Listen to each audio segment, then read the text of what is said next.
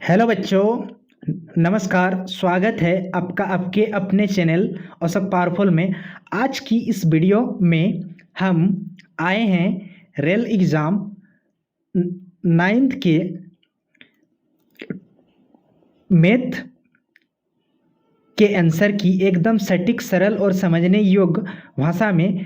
अगर आप ये एग्ज़ाम दिए हैं तो ये वीडियो आपके लिए बहुत ही फ़ायदेमंद होने वाली है। इस वीडियो को शुरू से लेकर लास्ट तक देखिए ताकि आप अपना क्वेश्चन का आंसर मिला सकते हैं और जांच कर सकते हैं कि कितना नंबर आपका आने वाला है। ठीक है, ये एग्ज़ाम 5 अगस्त को होने वाली थी, लेकिन किसी कारणवश इश्यूज होने के वजह से इस एग्ज़ाम को पोस्टपोन करके आपका 7 अगस्त को लिया जा रहा है। ठीक है, तो आप इस मैथ का क्लास 9 का शुरू से लेकर लास्ट तक आप पूरा आंसर शीट चेक कर सकते हैं और जान सकते हैं। ठीक है, तो चलिए स्टार्ट करते हैं बिना लेट किए। ठीक है, और ये रहा आपका स्क्रीन के सामने सेक्शन ए का पहला क्वेश्चन। ठीक है, सेक्शन ए का अगर पहला क्वेश्चन बात करेंगे तो देखिए पहला क्वेश्चन क्या है आपका। आपसे क्वेश्चन में पूछा जा रहा कि देखिए पहला क्वेश्चन का अगर बात करेंगे तो ये रहा आपका पहला क्वेश्चन। पहला क्वेश्चन क्या बोल रहा है, दो चर वाले रैखिक समीकरण का सामान्य रूप क्या होता है। मतलब जो भी दो चर वाले रैखिक समीकरण होता है ना, उसका जो सामान्य, देखिए दो चर वाला रैखिक समीकरण का मतलब होता है जैसे ये x plus y equal to आपका 2 मान लेते हैं। ठीक है, तो ये आपका क्या है, 2 चर वाला रैखिक समीकरण है। तो अगर इसका बात करेंगे तो देखिए इसमें x और y है, तो इसका मतलब इसके साथ कुछ भी नंबर रह सकता है। तो दो चर वाला रैखिक समीकरण का जो मानक रूप होता है एक्चुअल, वो होता है ax plus b y plus c equal to आपका कितना होता है, 0 होता है। और ये आपका दो चर वाले रैखिक समीकरण का क्या होता है, मानक रूप होता है। तो इसीलिए इसका करेक्ट आंसर जो हो जाएगा ऑप्शन नंबर सी आपका क्या हो जाएगा, करेक्ट आंसर हो जाएगा। ठीक है, इसलिए इसका सॉल्यूशन में क्या लिखा है, option number c is correct answer. ठीक है, चलिए सेकंड नंबर एमसीक्यू क्वेश्चन देखते हैं। और ये रहा आपका स्क्रीन के सामने सेकंड नंबर एमसीक्यू क्वेश्चन।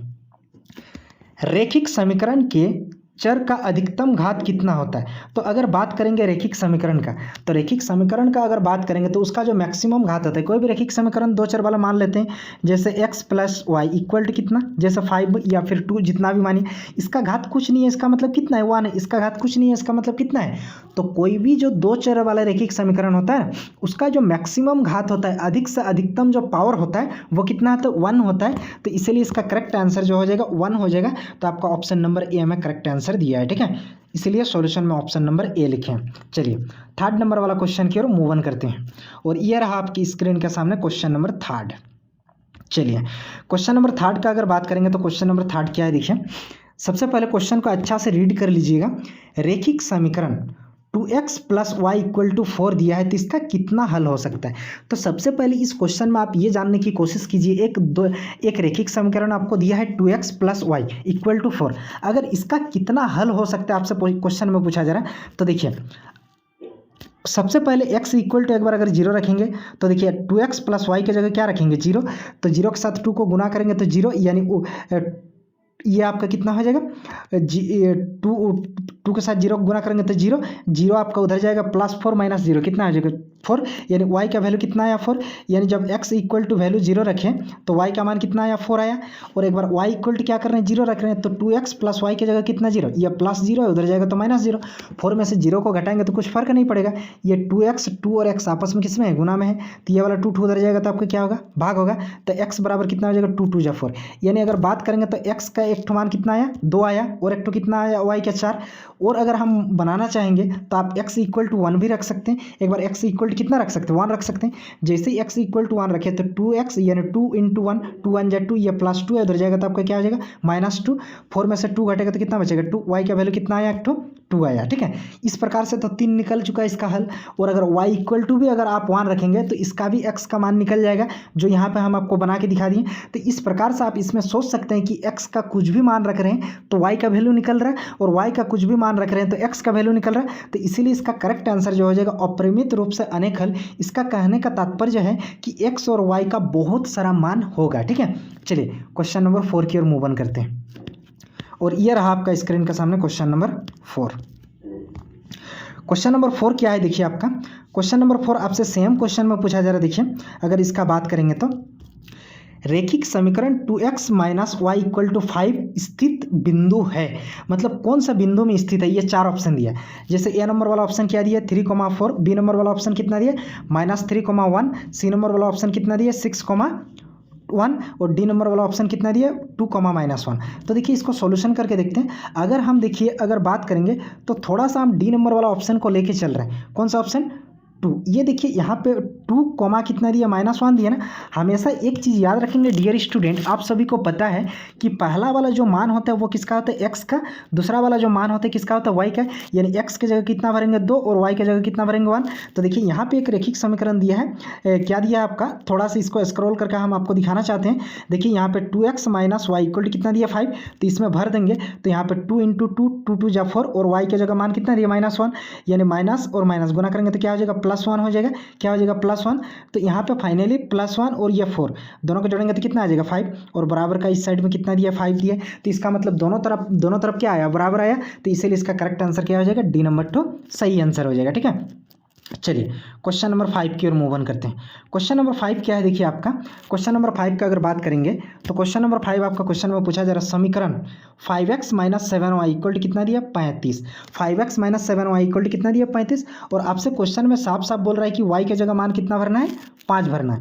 तो सबसे पहले देख लीजिए आपका क्वेश्चन में क्या दिया, 5x, ठीक है, y की जगह कितना भरना है, 5। तो 7 इंटू कितना हो जाएगा, y की जगह भरेंगे 5, बराबर कितना हो जाएगा, 35। कितना हो जाएगा, 35।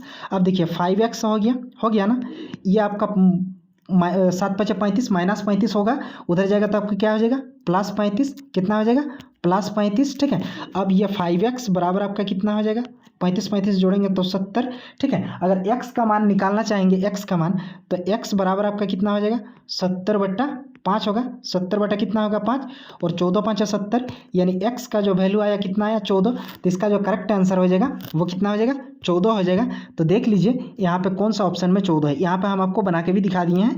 ठीक है, तो इसका करेक्ट आंसर कौन सा हो जाएगा, सी नंबर वाला टू आपका करेक्ट आंसर हो जाएगा। कौन टू, सी नंबर वाला टू। ठीक है, चलिए अगला क्वेश्चन की ओर मूव ऑन करते हैं।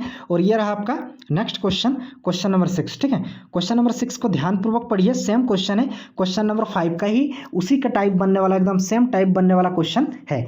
समीकरण x minus 2y equal to 4 का हल है। सेम देखिए आपको चुनना है, ये मतलब बताना है कि x माइनस 2y कौन ऐसा मान भरेंगे चारों ऑप्शन में से x और y के जगह, जिसका सॉल्यूशन करने के बाद कितना आना चाहिए, 4 आना चाहिए।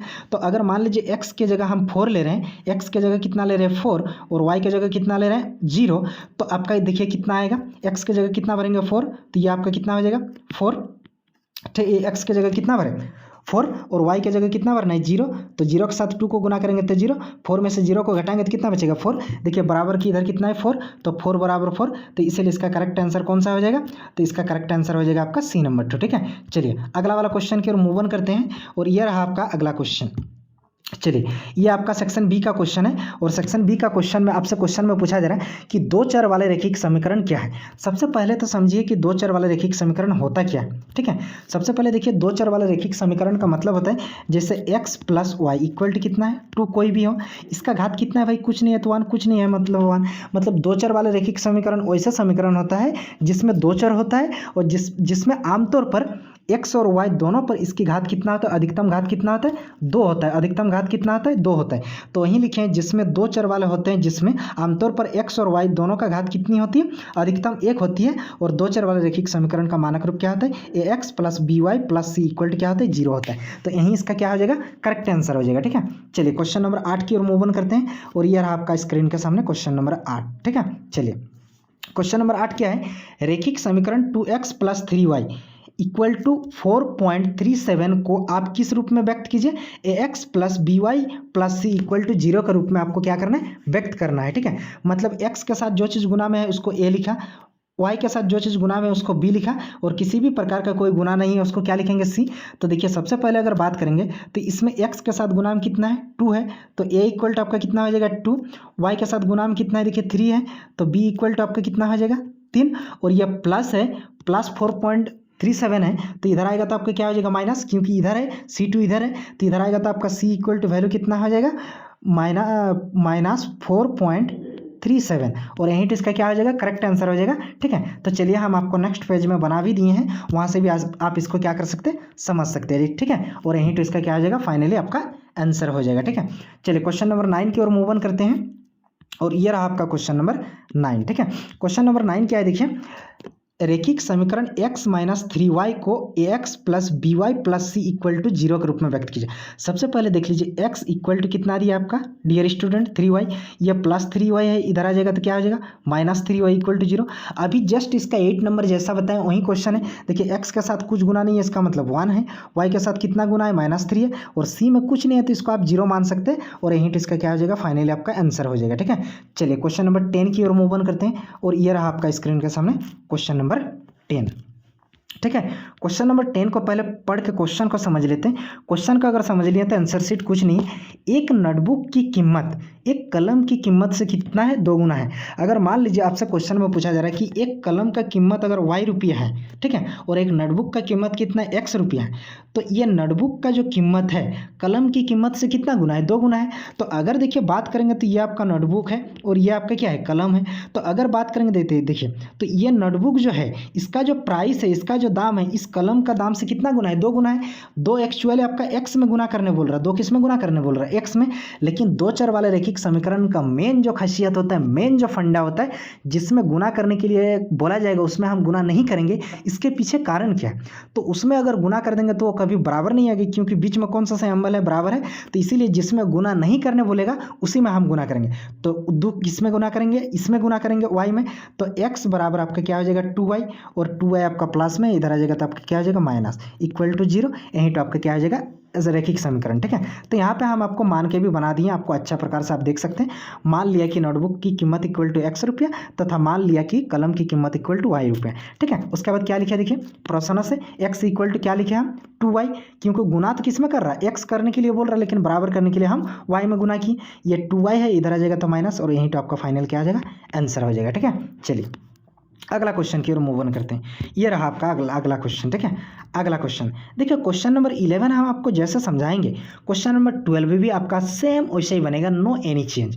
अगर आप क्वेश्चन नंबर 11 को देख लिए, समझ लिए पूरी तरह से, अगर समझ लिए तो आप 12 को खुद से बना सकते हैं। ठीक है, चलिए सबसे पहले देख लीजिए, रैखिक समीकरण एक आपके पास दिया है, क्या दिया है, 2x plus 3y equal to 7 है। इक्वल टू कितना है, 7 है। तो आपका क्वेश्चन में पूछा जा रहा है इसका 4 हल ज्ञात कीजिए। कितना हल, 4 हल। तो एक बार हम x इक्वल टू कितना रख रहे हैं, 0। जरूरी नहीं है, आप 1 भी रख सकते हैं, 2 भी रख सकते हैं, आपका मर्जी, एज यू लाइक। ठीक है, आपकी जैसे मर्जी। ठीक है, तो x इक्वल टू 0 रखे तो 2x, x की जगह कितना आ जाएगा, 0। 2 को 0 के साथ गुना करेंगे तो 0, या प्लस 0 उधर जाएगा तो माइनस 0, यानी 3y इक्वल टू 7, और y इक्वल टू आपका कितना निकला, y इक्वल टू आपका 3 टू आपका गुना में उधर जाएगा तो भाग, y इक्वल टू 1 2 का मान निकला 7/3।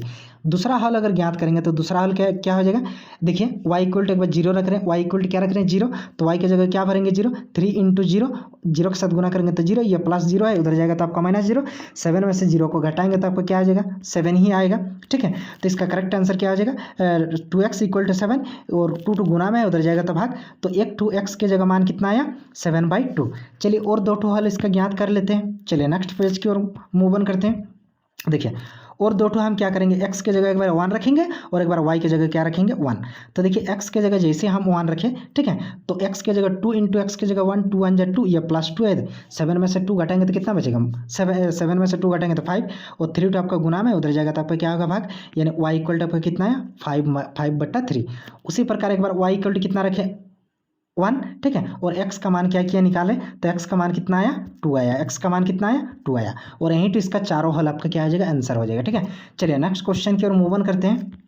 ठीक है, रैखिक समीकरण x plus 2y equal to 6 का 4 हल आपको ज्ञात करना है। कितना हल निकालना है, 4 हल किसका, x plus 2y equal to कितना हो जाएगा, 6।